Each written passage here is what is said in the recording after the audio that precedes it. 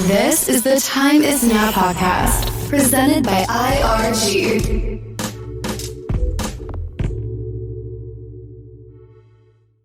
Welcome to the Time Is Now podcast, hosted by your team at IRG. Welcome to episode 3 of season 2. It's me, your host, Justin Villa, real estate specialist. I'm here with my co-host, the broker, the boss, Giovanna Guzman. And today we are in a prime location. So for those of you watching on YouTube, you can see that it's not our normal location. We are in the sales gallery of the Waldorf Astoria Residences in Miami.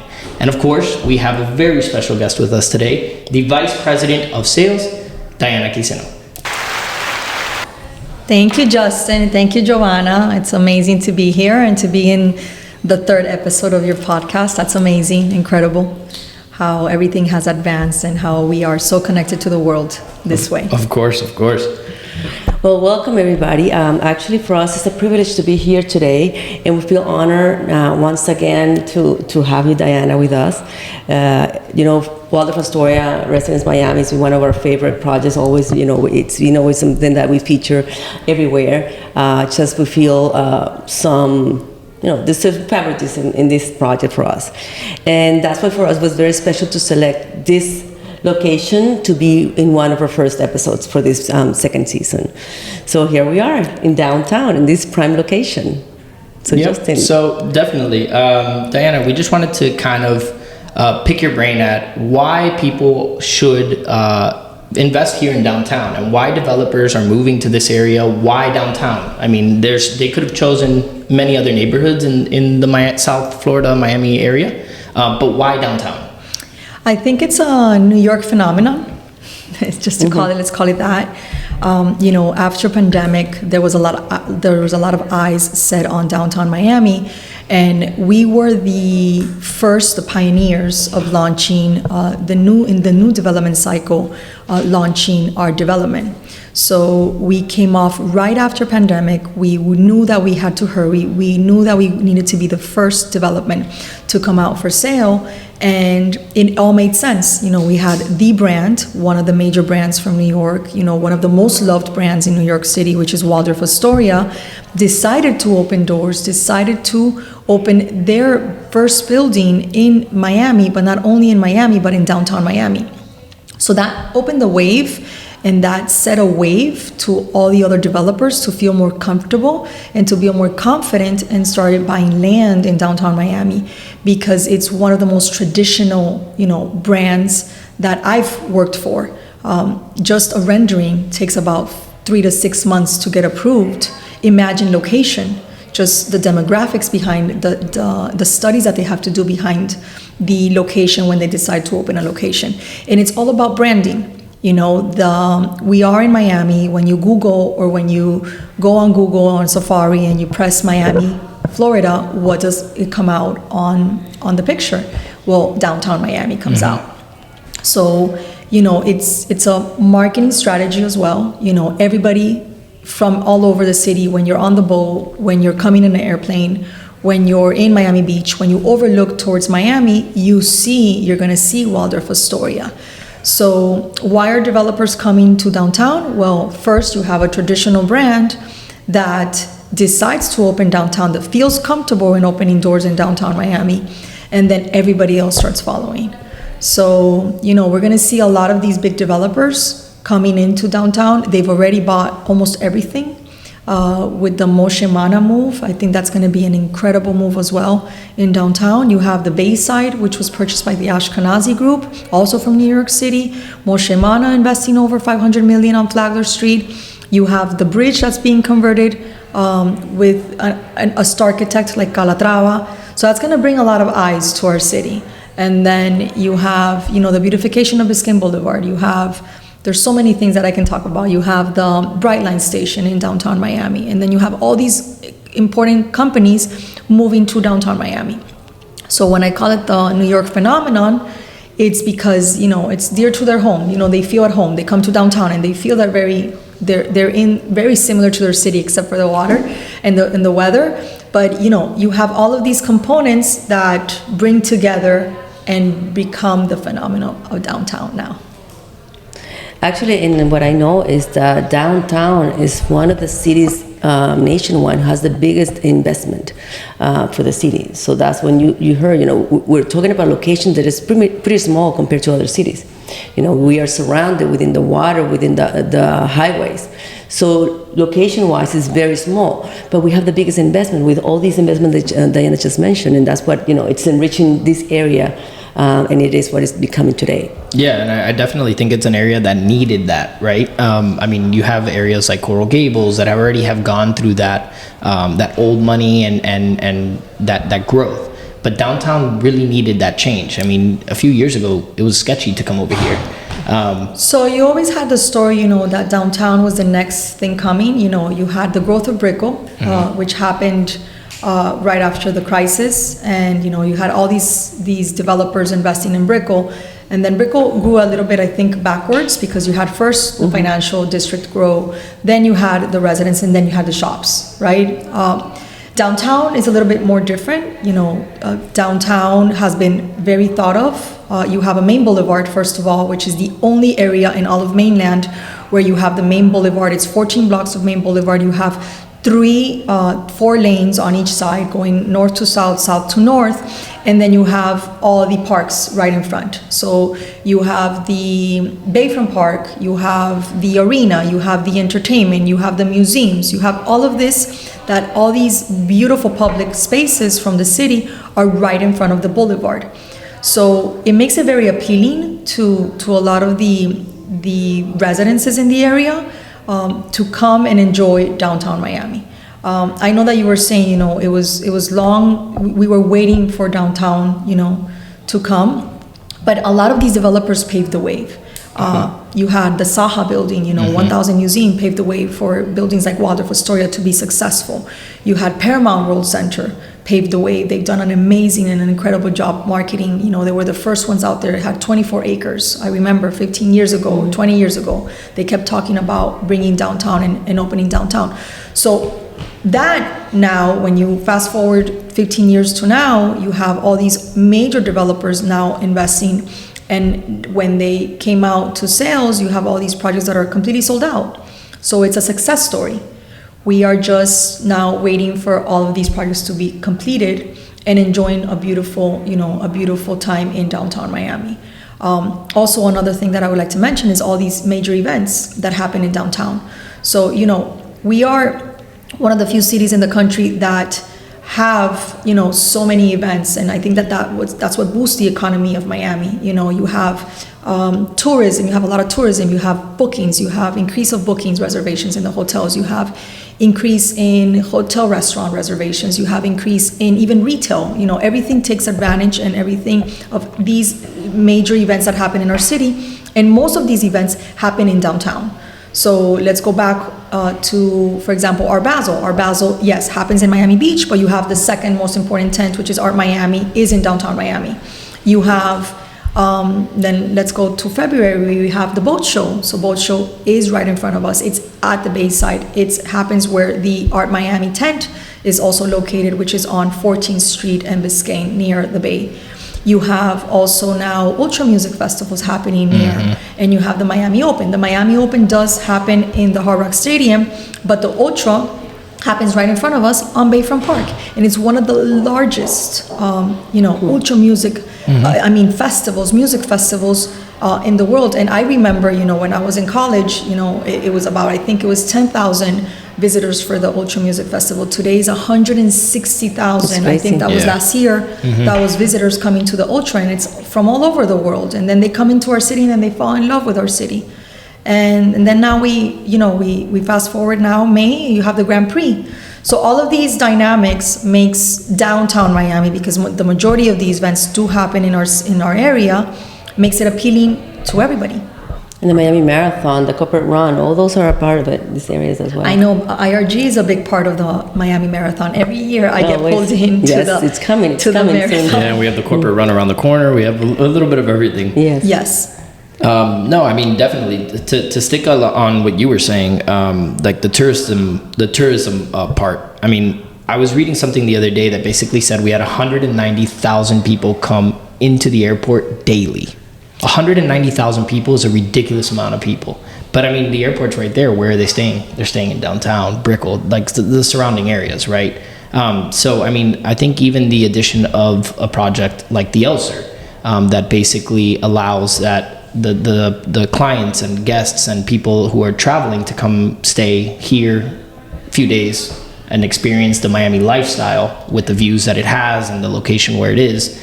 And definitely they can just hop on a plane. They're like, damn, I want to go back.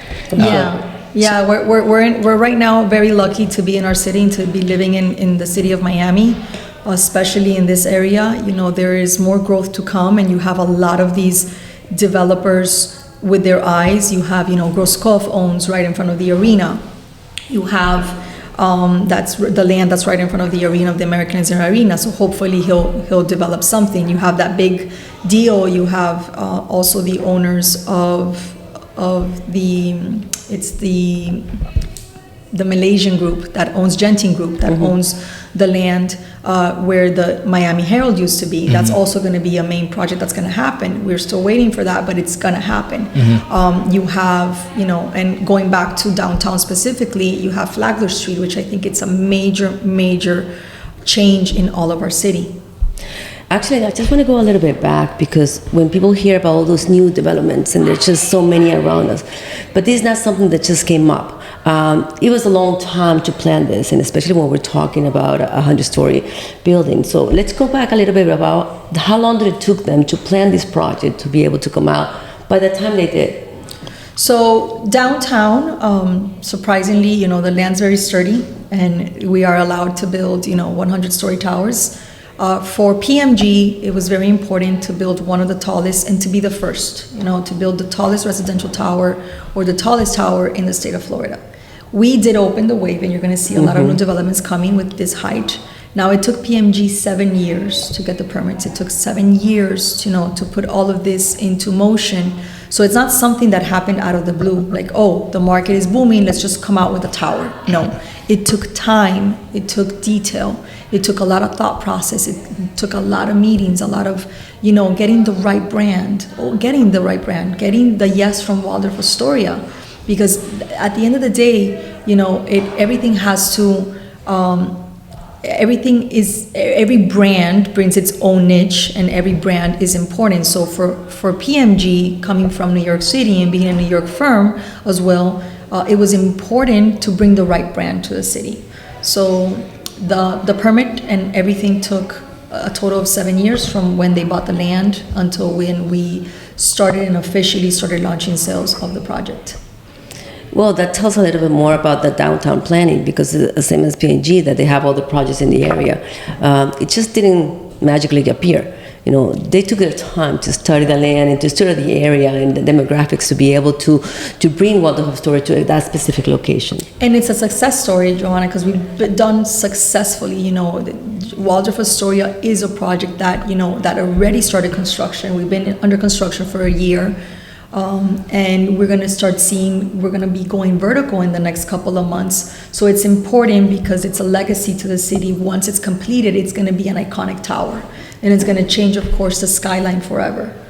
Definitely. And actually, a lot of people have been asking, oh, wow, it's Waldorf is not there yet.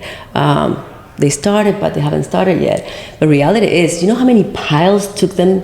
Yes, it's crazy. It's crazy. It's over 300. It's over 300 test piles. I don't have the exact number. I know it was over 350, if I'm not mistaken.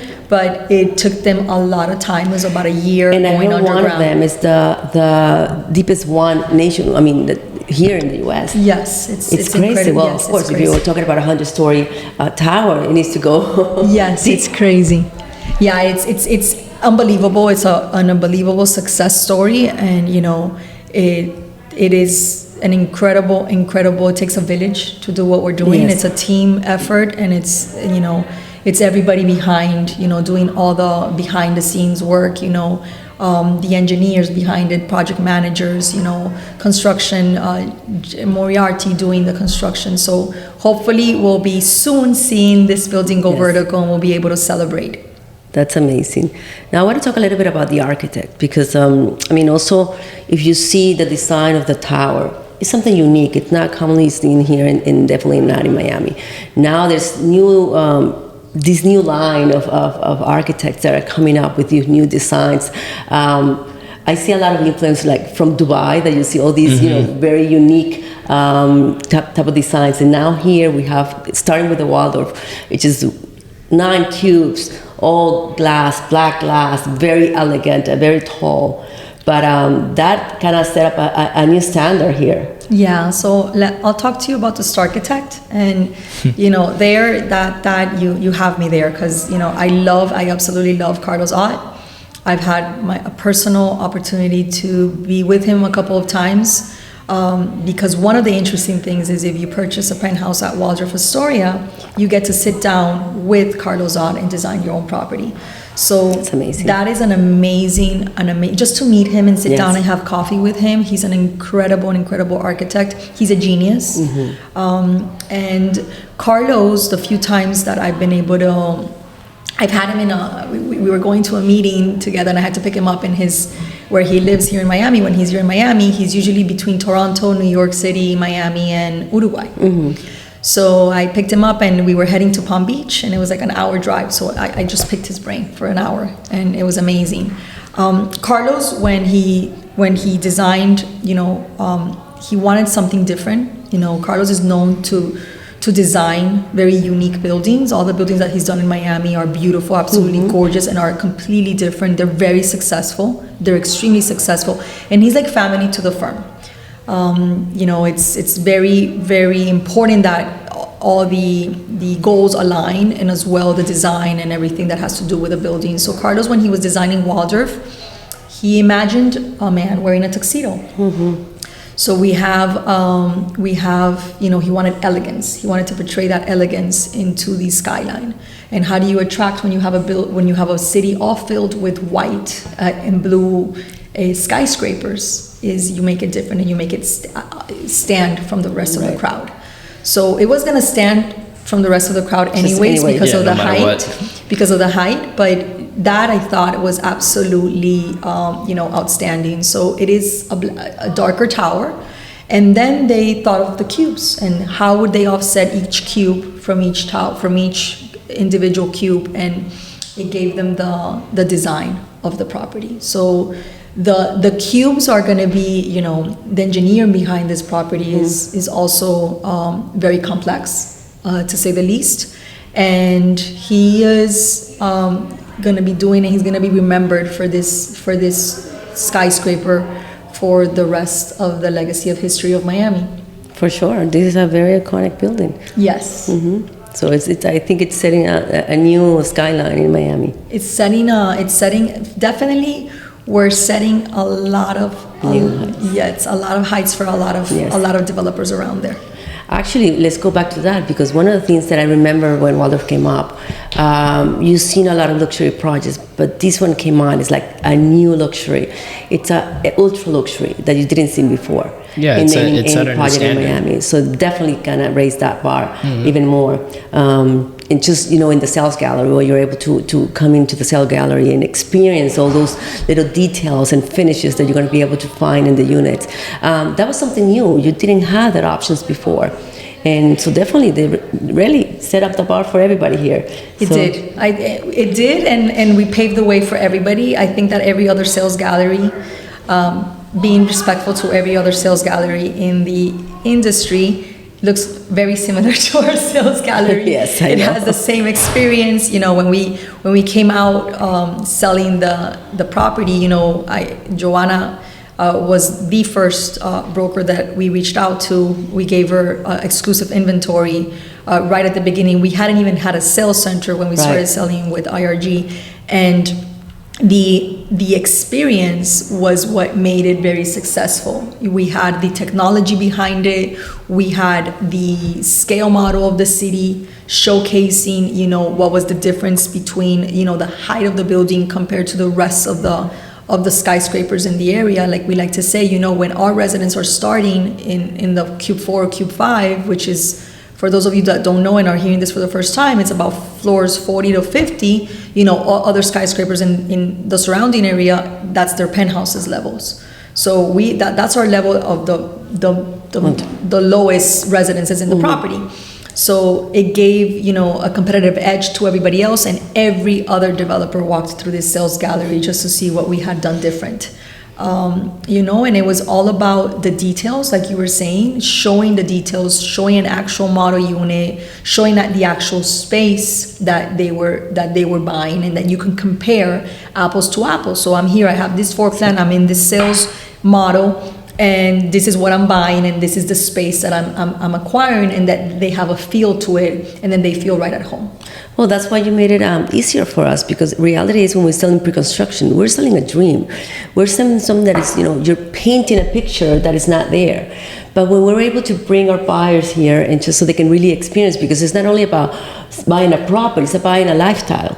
So they were able to get the full picture and to experience, what it feels to live here. Because just enjoying on every single view that you can possibly have from any unit, that was something very unique that you cannot find anywhere. Correct. No, and now we have the virtual reality. Yes, that's even more. Which is and it helps, a lot for the client, for the interested buyer to be able to see what we are trying to complete here in this property. So, we are gonna be taking the virtual realities abroad, so that way when we are, offering our property to buyers from around the world, they can actually go into the meta reality, and then they can also preview the building, which is actually something very unique for this property. And I think it also, that tool allows anybody to sell property here in Waldorf Astoria. That's what we're going to do next. We're going to be in London soon. Yes. Bringing the experience to them. Yes, correct. That's why I wanted to mention, traveling abroad and being able to take these amazing tools that PMG provides and that Waldorf Astoria provides, because it's an incredible tool for anyone interested in just seeing how the pool deck is going to look. And I don't want to ruin it, because I would like for you guys to come and preview it yourself. Sure. So I don't want to spoil the virtual reality, but it's absolutely an amazing experience that everybody needs to do. For sure. Yeah, it's an incredible thing that PMG has set that bar, right? And not just the visual aspect of the building or the features of the building, but the technology, right? All the stuff that's included within the technology. It's a smart unit, right, Diana? It's a smart building, correct. Yeah. So there's a smart building. The properties come completely finished. Decor is not included, but the units do come finished. They have a lot of options in finishes. The unit is a smart home, so the property is a smart home. And that we go back, way back to Ecobrickle, when technology was, we were the pioneers, or PMG was the pioneer at that moment, bringing technology into these residential buildings. And for Waldorf, of course, it's not going to be an exception. It's going to be the best technology within the property. You're going to be able to control everything from your phone. You're going to have audio-visual, which is part of the standard in the property. And you're also going to have, you're going to be able to, request room service, request spa service, request dog walkers. You're going to have a lot of these, luxury a la carte that we have services in the property that are catered to each resident. And that's why a brand is so important as well, because that's what, gives you the security that you're going to have all these services, because they're being provided by the brand, by the hotel concierge, by the management, which is Waldorf Astoria in our property. So it's also important, yesterday there was a discussion on a chat that I'm at, and they were saying how it's not relevant to have a brand. And I do not agree. Yeah. I am pro-branded buildings. They do increase in value 30% more than everything that does not have a brand around. And it gives you that security, and it also gives you that community around the world. There's 18 Waldorfs, right? But there's more coming up. And then you have that connection within your community where you're traveling abroad and you're going to Dubai, or you're going to Amsterdam, or you're going to London, which is opening next year. And you want to stay at Waldorf Astoria, you have that community, you're an owner of a part of a legacy, of a part of a brand, that they're going to treat you different when you arrive to that space. For sure.